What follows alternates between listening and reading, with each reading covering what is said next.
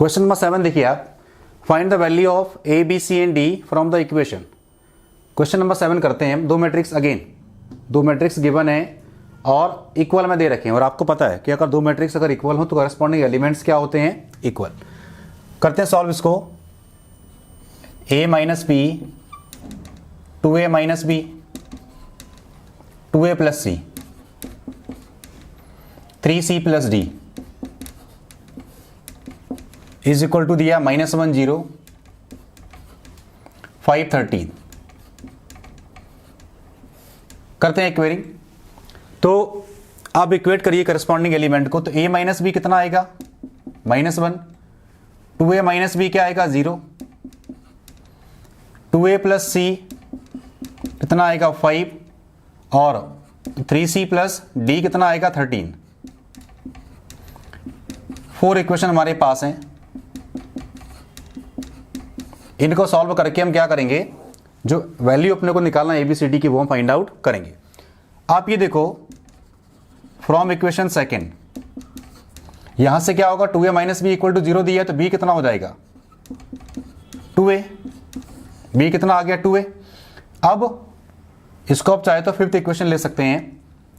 और first, from equation first, from equation 1 हमने क्या करा, जहां b था वहां 2a पुट कर दिया फर्स्ट इक्वेशन में, और ये कहां से आया, सेकंड इक्वेशन से। तो from equation first a minus b था, तो a माइनस का 2a is equal to -1, a minus 2a क्या बचेगा, माइनस का a इज इक्वल टू -1, तो a कितना आ गया, 1। a की वैल्यू पुट कर दो इसमें। From equation 5 b is equal to 2a कितना हो जाएगा, 2 × 1, तो b कितना आ गया, 2। ये b की वैल्यू आ गई। अब थर्ड इक्वेशन में a की वैल्यू पुट कर दीजिए। फ्रॉम इक्वेशन 3 2a प्लस सी है, a कितना आ रहा है, 1। a की वैल्यू कहां पुट कर देंगे, थर्ड इक्वेशन में, तो 2a प्लस सी, तो ये हो जाएगा 2 plus c is equal to 5। 2 minus कर दीजिए, c कितना हो जाएगा, 5 - 2, c कितना आ गया, 3। फ्रॉम फोर्थ a की वैल्यू पुट कर दीजिए या c की वैल्यू पुट कर दीजिए, आंसर सेम आने वाला है। तो from equation fourth, from equation third तो आ ही गया। अब from equation 4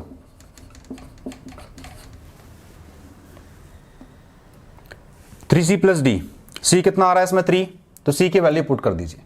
3c, 3 × 3 plus d is equal to 13। 3c plus d, c कितना आ गया हमारे पास, 3, वैल्यू पुट कर दी फोर्थ इक्वेशन में, तो ये हो जाएगा 9 plus d is equal to 13। तो d कितना आ जाएगा, 13 - 9, d कितना आ गया, 4। तो फाइनल आंसर क्या आ गया, a is equal to 1, b is equal to 2, c is equal to 3, d is equal to 4। ये वैल्यू रख के आप चेक भी कर सकते हैं।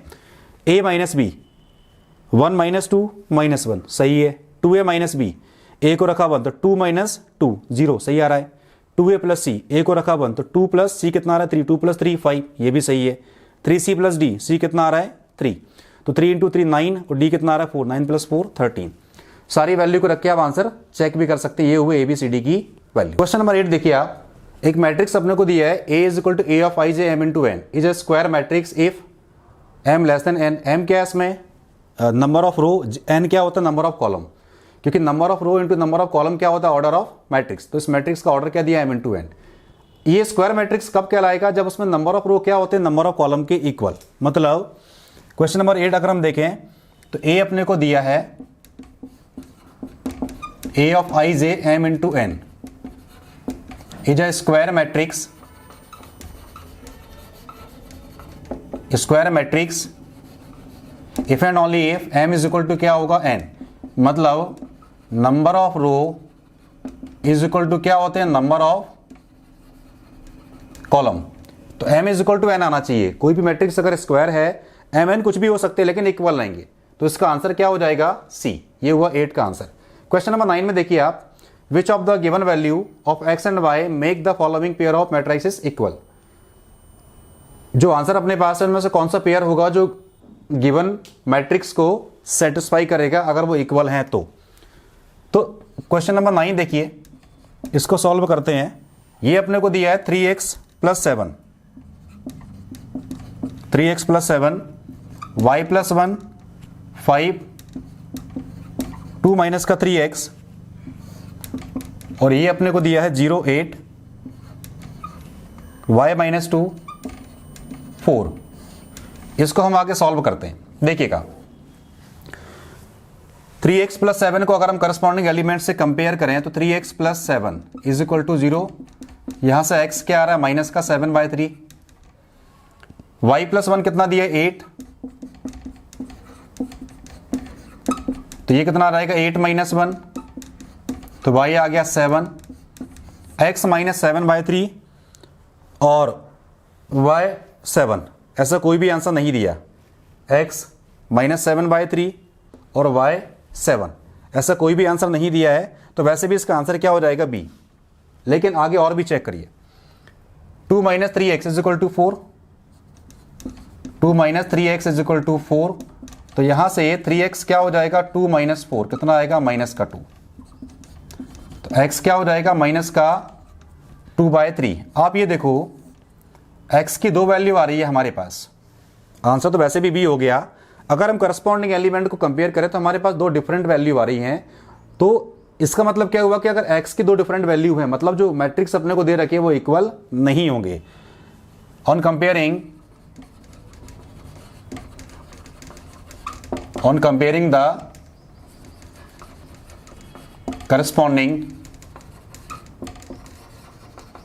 corresponding elements of two matrices,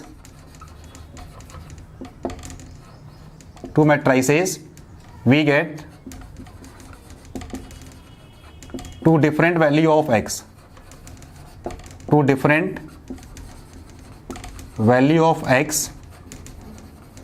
which is not possible। अगर दो मैट्रिक्स अगर इक्वल है तो उनके लिए x की वैल्यू सेम आना चाहिए। अगर वैल्यू डिफरेंट आ रही है इसका मतलब क्या हुआ कि जो मैट्रिक्स गिवन है वो आपस में इक्वल नहीं है, विच इज नॉट पॉसिबल। इसीलिए इसका आंसर क्या हो गया b, not possible to find, मतलब एक्स वाई की वैल्यू फाइंड आउट इसमें नहीं कर सकते। ये हुआ क्वेश्चन नंबर 9। क्वेश्चन नंबर 10 देखिए, the number of all possible matrices of order 3x3 with each entry 0 और 1। ऐसे कितने मैट्रिक्स हम फॉर्म कर सकते हैं जिनका ऑर्डर क्या होगा 3x3, मतलब स्क्वायर मैट्रिक्स होंगे, और हर एक एलिमेंट क्या होना चाहिए 0 और 1। 4 आंसर अपने पास दिए हैं। इसमें कॉन्सेप्ट काम आएगा परम्यूटेशन कॉम्बिनेशन का, using matrix multiplication of principle of multiplication. जो क्वेश्चन नंबर 10 दिया है इसमें जो कॉन्सेप्ट काम आएगा वो 11th क्लास का काम आएगा, जो चैप्टर आपने पढ़ा था परम्यूटेशन एंड कॉम्बिनेशन, तो उसका कौन सा कॉन्सेप्ट काम आएगा, प्रिंसिपल ऑफ मल्टीप्लिकेशन। आप ये देखो, the number of all possible matrices of order 3x3, order of matrix क्या दिया है 3x3, total number of element क्या आएंगे, total number of elements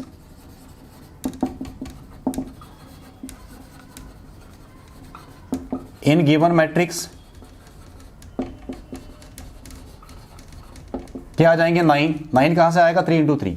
number of रो में किससे मल्टीप्लाई करते हैं, नंबर ऑफ कॉलम से।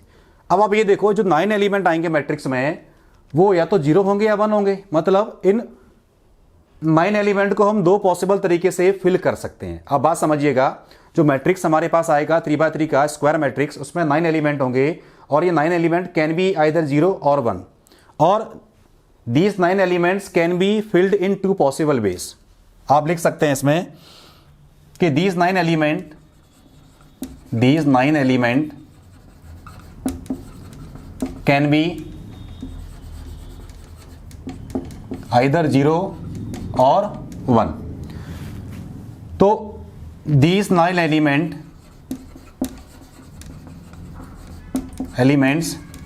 can be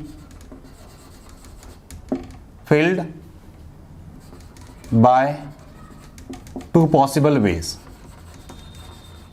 हमारे पास दो पॉसिबल तरीके होंगे जिनसे 9 एलिमेंट को हम भर सकते हैं, 2 possible ways. Order of matrix given 3x3, total element क्या हो जाएंगे 9। These 9 elements can be either 0 or 1. These 9 elements can be filled by 2 possible ways। तो by using principle of multiplication by using principle of multiplication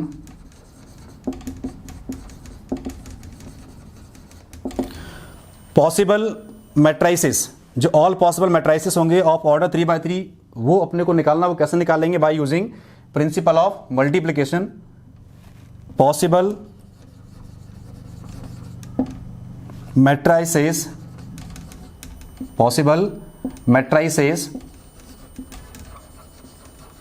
of order 3/3 क्या हो जाएगा? 2 की power 9, ये कितना आएगा?